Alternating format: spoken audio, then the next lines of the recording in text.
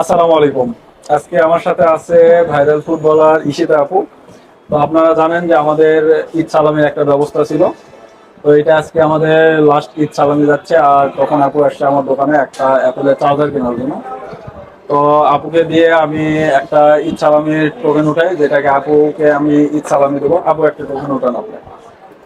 Token যেটা পাবো ওটা দিবেন তো? হ্যাঁ, ইনশাল্লাহ অবশ্যই দেবো। আচ্ছা। আচ্ছা, আপনি উঠে ক্যামেরাতে দেখাই দেন, আপনি তুলে নেন। 200, 200 টাকা আপু আমাদের তরফ থেকে একটি অ্যাপেলের চার্জার কিনে সালামি পেয়ে গেল। আপু কেমন লাগতেছে সালামি পেয়ে? আসলে অনেক ভালো লাগতেছে যে এটা এক্সপেক্ট করি না কখনো যে চার্জার কিনতে এসে আবার সালামিও পাবো। তো ধন্যবাদ আপনাকে।